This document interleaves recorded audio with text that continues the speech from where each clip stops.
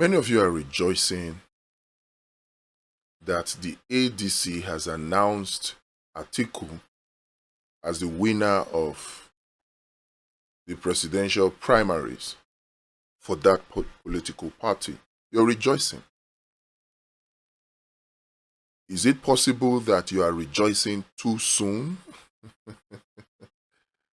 We all know that Atiku knows how to get primaries tickets or to get the ticket of a political party. He knows how to win primary elections. Like somebody joked, the problem is, can he win a secondary election, which is the general or presidential election? Before we even look at the dangers, and there are two grave dangers in front of Atiku and the African Democratic Congress right now. Two grave dangers, very serious ones. Before we go into those two, I want to ask you a question. Is this the African Democratic Congress that you insisted Peter Obi should have remained in?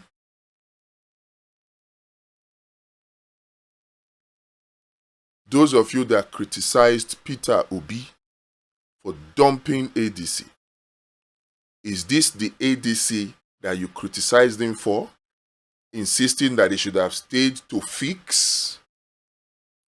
Is it possible that there is a way that Peter Obi would have fixed ADC? If Peter Obi had remained in ADC, would he have been able to combat these kind of primaries that he did?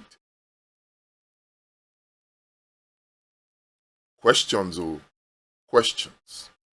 Because some would think that Peter Obi dodged a bullet by leaving ADC when he did.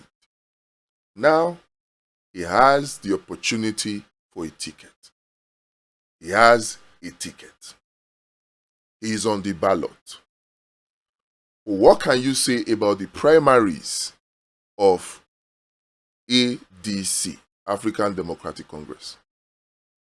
Many people complained about the counting method of Tinubu's APC that gave him that 10.9 million votes. In fact, 12 million registered APC members. Many people complained about it. But what did you get with ADC? ADC copied that counting method, and that has thrown Atiku now as the candidate. So here's the thing. Would you give the primary of ADC, would you give it a pass mark? With respect to the provisions of the Electoral Act 2026, would you say that the primaries of ADC met all the criteria of a direct primary?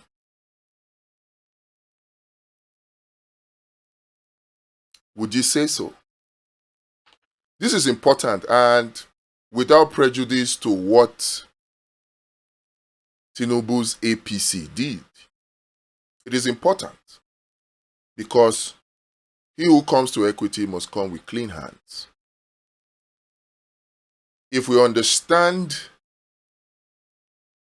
it is only after we know whether the primary of ADC met the criteria specified by the Electoral Act 2026 that we will know, or it will become clear, the two dangers that are before Atiku right now and why supporters of Atiku, the articulated, should not rejoice yet. They shouldn't. Number one, the primary that threw up Atiku was conducted by a David Mark-led leadership, and that was thrown up by a convention that was conducted by members that were thrown up by congresses conducted by David Mark, the same congresses and the same convention that Justice Joyce Abdul Malik has nullified. It is still that David Mark that conducted this primary. Even though that case has been appealed by David Mark or the David Mark's ADC, were they right? Did they get a stay of execution of that Justice Joyce Abdul Malik's court order? Did they get it? You're seeing the danger now. With all of this mago that happened in ADC's primary, it is looking like it's going to be much ado about nothing. Because the risk of ADC being Zamfaralized is growing on a daily basis. So you have a David Mark against a court order, a valid one, conducted a primary. That is being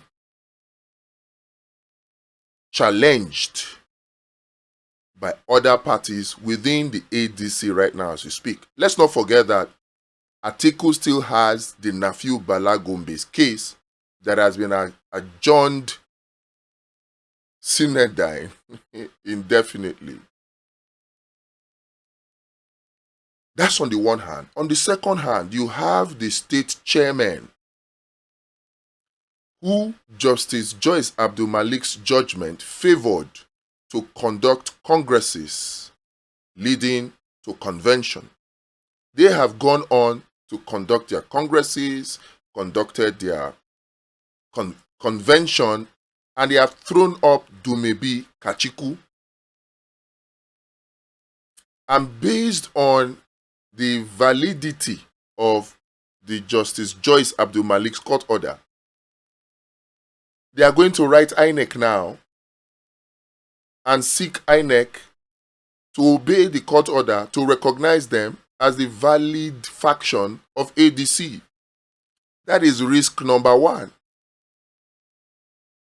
Or risk number two, sorry. And in all of this, right now, it will seem that the only candidate from the north is Atiku. And it will seem like the north, particularly from the result of ADC's presidential primary, are playing a tribal, regional, and religious card.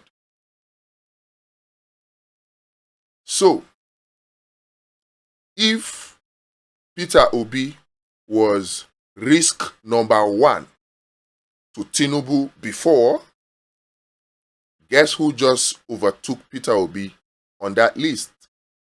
It is Atiku. Why is this so? Right now, all the presidential candidates that have been thrown up are all southern candidates. Tinubu's APC threw up Tinubu. Tinubu is a southern candidate. NDC, Nigeria Democratic Congress, threw up Peter Obi. Peter Obi is a southern candidate. African Action Congress, AAC, threw up Sowore, southern candidate.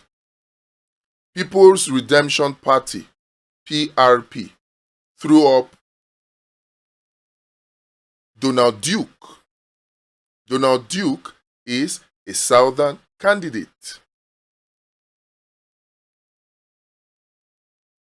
If you look at the PDP, the two factions, the faction, Turaki-led faction, they say they have adopted Goodluck Jonathan. Goodluck Jonathan has not come out to accept. Some say he's weak for not doing that. Well, we've all known Jonathan to always be weak. But the Turaki-led faction of the PDP has adopted Goodluck Jonathan.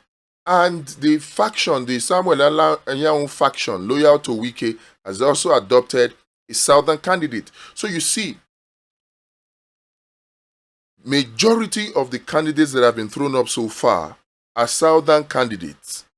It is only even the ADC, the faction of it adopted Dumebi Kachiku, southern candidate. Now, the David Mark-led faction now throws up an Atiku with the baggages that are in front of Atiku. What do you think a Tinubu will do, considering that the bulk of the vote of Tinubu in 2023 came from the north? If indeed Tinubu is a master strategist, and for a long time he plotted how Peter Obi will not be on the ballot, because as some people have alleged, it's like the INEC chairman has shown the real results of 2023 to Tinubu, and he has seen that the person who truly won is Peter Obi. And so, for a long time, that put Peter Obi on the list of threats to his re-election bid. And that's why, for a long time, it appeared as though the APC and Tinubu pursued an agenda to ensure that Peter Obi was not on the ballot for 2027 for a long time. But now that the biggest source of Tinubu's votes for his 2027 re-election bid is now being threatened by Atiku coming up as a factional candidate of ADC, what do you think Tinubu will do if indeed he is a master strategist?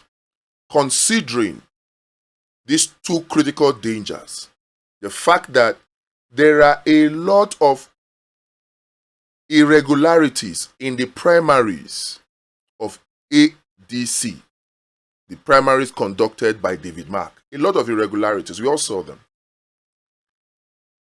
Is it possible that Rotimi Amechi will go to court to contest it?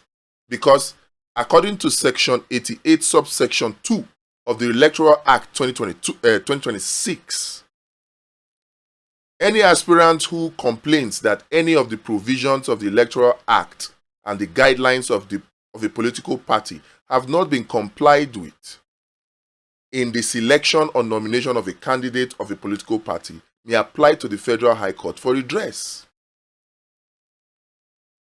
So, it is not internal party democracy when you have a David Mark-led leadership of ADC disregard the guidelines, disregard the Electoral Act in conducting their primary.